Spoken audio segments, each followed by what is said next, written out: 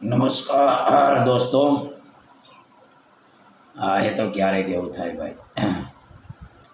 હવે આ વિડીયોઝની અંદર આપણે બોર્ડની પરીક્ષામાં પૂછાયેલા 1 ગુણ અને 2 ગુણના પ્રશ્નોનો સમાવેશ કર્યો છે. ધોરણ 12 અર્થશાસ્ત્ર પ્રકરણ 2. એ પ્રકરણ 2માંથી 1 ગુણ અને 2 ગુણના કેટલા પ્રશ્નો બોર્ડની પરીક્ષામાં પૂછાયેલા છે જોઈએ. આ વિડીયોઝ યુટ્યુબ અને ફેસબુક બંને જગ્યાએ તમને જોવા મળશે. શક્ય હશે તો ઇન્સ્ટાગ્રામ પર ઉપર પણ મૂકીશું. જ્યાંથી તમારે લાભ લેવો હોય લઈ લેજો. શેર, લાઈક, સબસ્ક્રાઈબ કરી દેજો અને ફોલો કરી દેજો. ચાલો, આર્થિક વિકાસનો અર્થ આપો.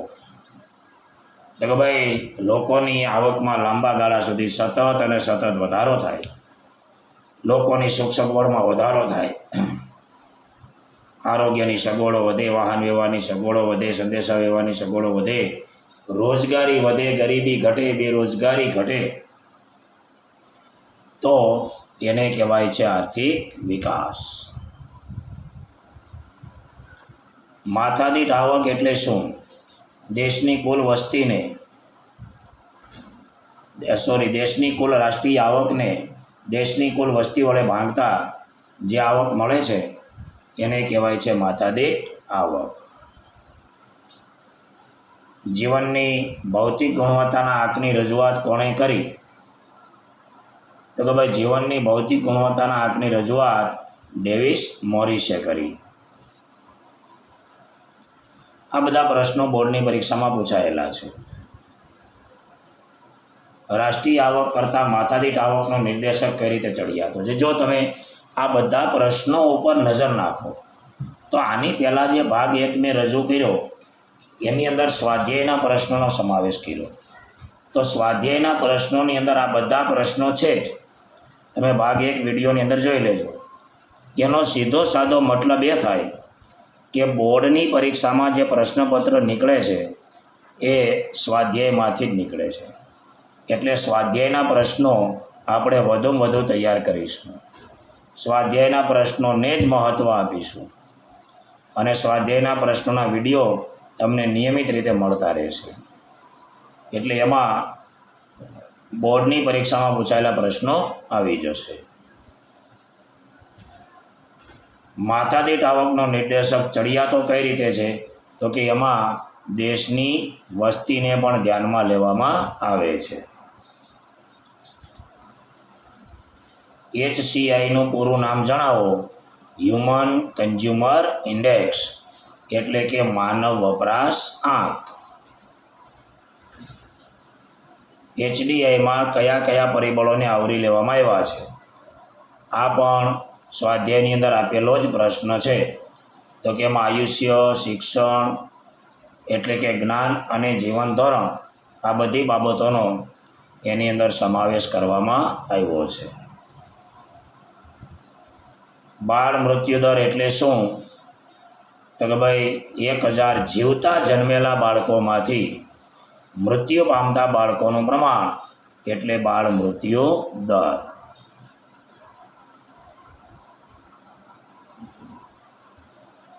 અપેક્ષિત આયુષ્યની વ્યાખ્યા. તો કે જે બાળકનો જન્મ થયો છે એ જન્મ સમયે સરેરાશ કેટલા વર્ષનું આયુષ્ય ભોગવી શકશે એ જે અપેક્ષા છે, જન્મ સમયનું અંદાજિત આયુષ્ય, અપેક્ષિત આયુષ્ય, એને અપેક્ષિત આયુષ્ય કહેવાય, અંદાજિત આયુષ્ય. આર્થિક વિકાસના લક્ષણો. જો અહીંયાથી આપણે 2 ગુણના પ્રશ્નોની શરૂઆત થઈ. 2 ગુણ. આ બધા પ્રશ્નો બોર્ડની પરીક્ષામાં પૂછાયેલા છે, ધ્યાન આપજો. તો આર્થિક વિકાસના લક્ષણો. તો કે ભાઈ, આર્થિક વિકાસ એ સતત ચાલતી પ્રક્રિયા છે. પરિમાણાત્મક અને ગુણાત્મક પરિવર્તન છે. માંગમાં પરિવર્તન આવે છે. શ્રમની ગતિશીલતા વધે છે. મૂડી સર્જનમાં વધારો થાય છે. આટલું તમારે એમાં લખવાનું હોય છે. આર્થિક વિકાસ અને આર્થિક વૃદ્ધિનો તફાવત. તો કે ભાઈ આર્થિક વિકાસની સૌથી પહેલાં વાત કરીએ તો આર્થિક વિકાસ એ પ્રક્રિયા છે, એમાં પરિમાણાત્મક ને ગુણાત્મક પરિવર્તનો થાય, વિકાસશીલ દેશો સાથે સંકળાયેલ છે. આર્થિક વિકાસને ચોક્કસ રીતે માપવાનું કાર્ય અતિશય મુશ્કેલ, ખ્યાલ વિસ્તૃત છે. માથાદીઠ આવક ઉપરાંત માથાદીઠ આવકની વહેંચણી સાથે એનો સીધો સંબંધ છે અને આર્થિક વિકાસની પ્રક્રિયા છે ધીમી હોય છે. આર્થિક વૃદ્ધિની વાત કરીએ તો આર્થિક વૃદ્ધિ એક ઘટના છે, એમાં માત્ર પરિમાણાત્મક પરિવર્તનો થાય છે. આર્થિક વૃદ્ધિને માપી શકાય, આર્થિક વિકાસને માપી શકાય નહીં. અહીંયા વિકસિત દેશોની વાત આવે, અહીંયા વિકાસશીલ દેશોની વાત આવે.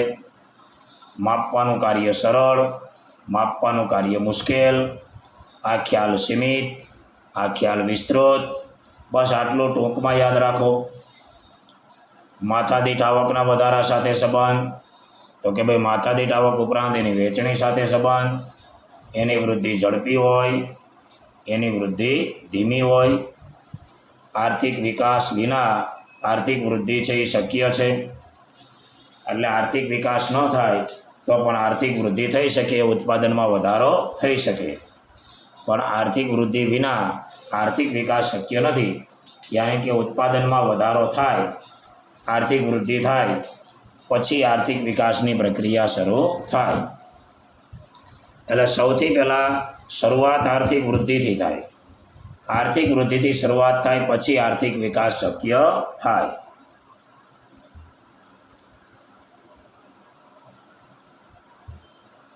આર્થિક વિકાસની મર્યાદાઓ જણાવો. તો કે ભાઈ આર્થિક વિકાસ એ દેશની આર્થિક પ્રગતિ તો દર્શાવી શકે, પણ એ માનવ વિકાસનો સાચો માપદંડ બની શકતો નથી. લોકોના વિચારોમાં કેટલી હદે પરિવર્તન આવ્યું, માનવ વિકાસ HDI કેટલા પ્રમાણમાં થયો એ જાણી શકાતું નથી. સમાજમાં થતા પરિવર્તનોનો એમાં સમાવેશ થાય, પણ એને માપવાનું અતિશય મુશ્કેલ છે. સમાજની અંદર કયા પ્રકારના પરિવર્તનો કેટલા પ્રમાણમાં થયા એ માપવાનું કાર્ય મુશ્કેલ છે. સામાન્ય રીતે પ્રજાનું જીવન ધોરણ સુધરે છે, પણ આર્થિક વિકાસ એ હંમેશા જીવન ધોરણમાં સુધારો કરે છે એ શક્ય બનતું નથી, એમ ખરેખર કહી શકાય નહીં. માનવ વિકાસ આંકનું મહત્ત્વ જણાવો.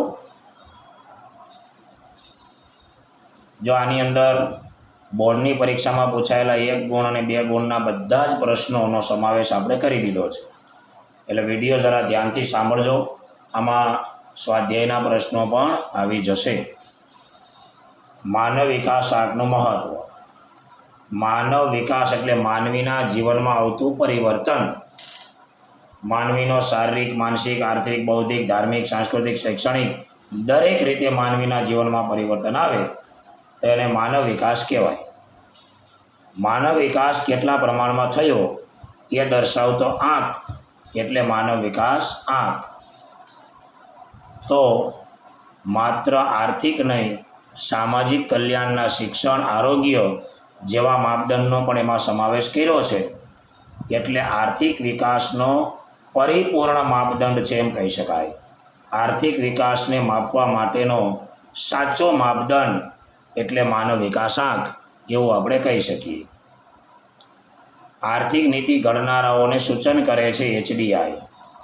આર્થિક વિકાસ સાધન છે અને માનવ કલ્યાણ એનો અંતિમ ઉદ્દેશ છે. સાચી પ્રગતિ બરાબર આર્થિક પ્રગતિ અને સામાજિક પ્રગતિ. સામાજિક પ્રગતિનો સમાવેશ માનવ વિકાસની અંદર થાય. HDI છે ને વિધેયાત્મક છે, તેથી HDIમાં વધારો થાય તો શિક્ષણ અને આરોગ્યની પરિસ્થિતિમાં સુધારો થયો છે એવું આપણે કહી શકીએ. HDIનો ખ્યાલ છે ને પ્રગતિશીલ હોય અને વિકાસશીલ દેશોને ક્યાં વિકાસ કરવો, કયા પ્રકારે વિકાસ કરવો, સરકારે કયું કામ વધારે કરવું એનું માર્ગદર્શન પૂરું પાડે છે. એટલે HDIનો આંક છે એ વધારે પ્રગતિશીલ છે એ તેની વિશેષતા છે. રાષ્ટ્રીય આવકના આંકની બે મર્યાદાઓ જણાવો ભાઈ. તો બે મર્યાદા એટલે રાષ્ટ્રીય આવકની ગણતરીમાં મુશ્કેલી અને રાષ્ટ્રીય આવકની ગણતરીની પદ્ધતિ. આ બે છે એની મર્યાદાઓ છે. રાષ્ટ્રીય આવકની ગણતરીમાં મુશ્કેલી કઈ રીતે થાય? તો કે ભાઈ એમાં બેવડી ગણતરી થવાની શક્યતા રહે. સ્વ વપરાશની વસ્તુઓ હોય એની ગણતરી એમાં થઈ શકતી નથી. ઘસારો જાણવામાં મુશ્કેલી પડે છે, કારણ કે દરેક દેશની અંદર ઘસારો જાણવાની અલગ અલગ પદ્ધતિઓ હોય છે. ઘટતી જતી બાકીની પદ્ધતિ હોય, સીધી લીટીની પદ્ધતિ હોય, ગેરકાયદેસર આવક હોય તો એનો સમાવેશ રાષ્ટ્રીય આવકમાં થતો નથી. ઘણા લોકો કર ચોરી કરે છે. સાટા પદ્ધતિ અસ્તિત્વમાં હોય છે, વસ્તુ વિનિમય પ્રથા જેને આપણે કહી શકીએ. નિરક્ષરતા છે, એકથી વધારે વ્યવસાયમાં લોકો રોકાયેલા હોય છે. આ બધા કારણોસર સાચી રાષ્ટ્રીય આવક છે ને જાણી શકાતી નથી. એટલે રાષ્ટ્રીય આવકને સાચો માપદંડ ગણી શકાય નહીં. બીજું છે વસ્તી. તો ભાઈ રાષ્ટ્રીય આવકની સાથે દેશની વસ્તીનું પ્રમાણ ધ્યાનમાં લેવામાં આવે તો જ માથાદીઠ આવકનું પ્રમાણ એ આર્થિક વિકાસનો સાચો માપદંડ ગણી શકાય. વસ્તી વિનાનો માપદંડ છે ને એ અધૂરો ગણાય છે. તો રાષ્ટ્રીય આવકની આ બે મર્યાદાઓ છે. આજે વિશ્વના અનેક દેશો અલગ અલગ પદ્ધતિએ રાષ્ટ્રીય આવકની ગણતરી કરતા હોય છે. એટલે આંતરરાષ્ટ્રીય કક્ષાએ રાષ્ટ્રીય આવકની તુલનાનું કાર્ય છે ને એ ઘણું બધું મુશ્કેલ બની જતું હોય છે.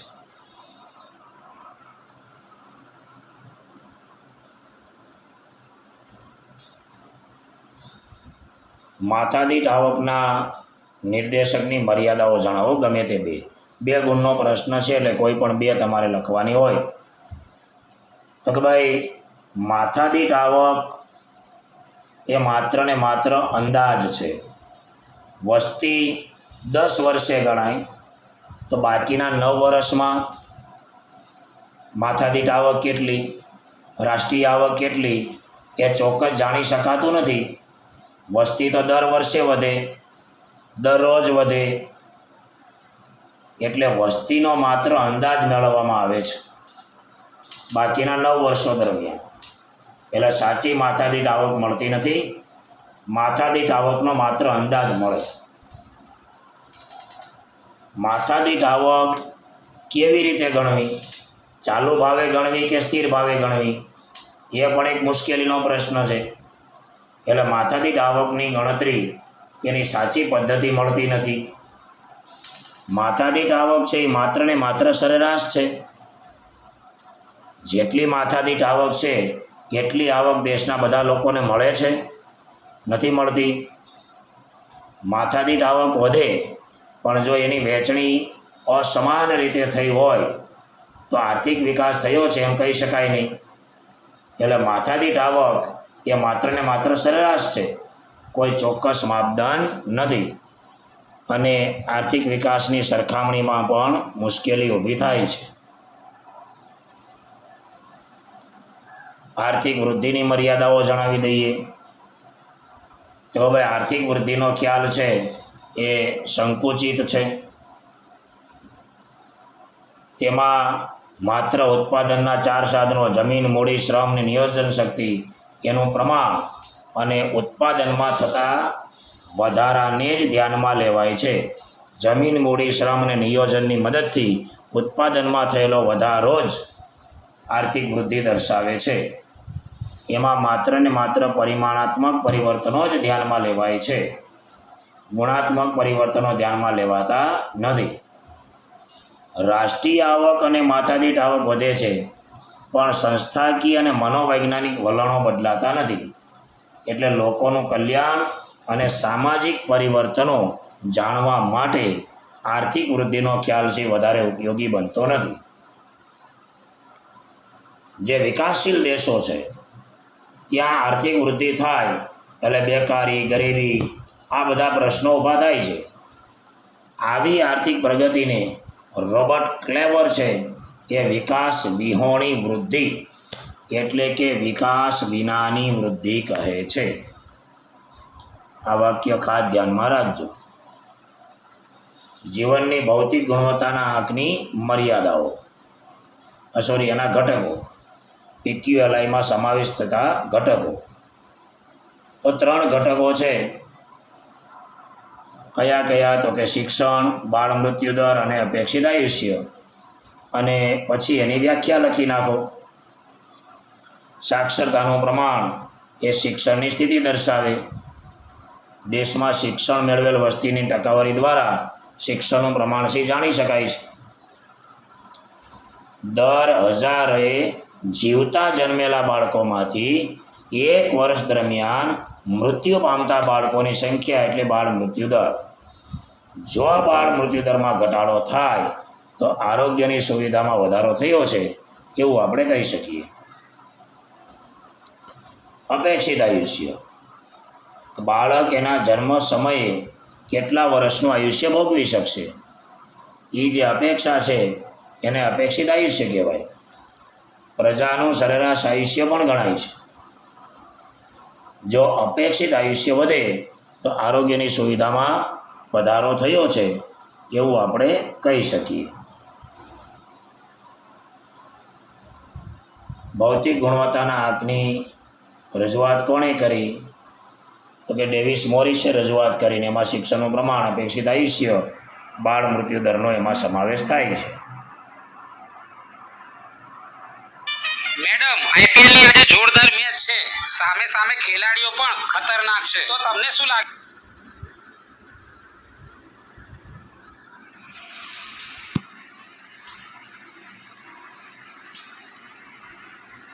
આ રીતના વિડીયોઝ તમને નિયમિત રીતે મળતા રહેશે. યુટ્યુબ અને ફેસબુક ઉપર રેગ્યુલર વિડીયો મળશે. શેર, લાઈક, સબસ્ક્રાઈબ કરજો. વધુ વિદ્યાર્થીઓ સુધી પહોંચે એવો પ્રયત્ન કરજો. નમસ્કાર.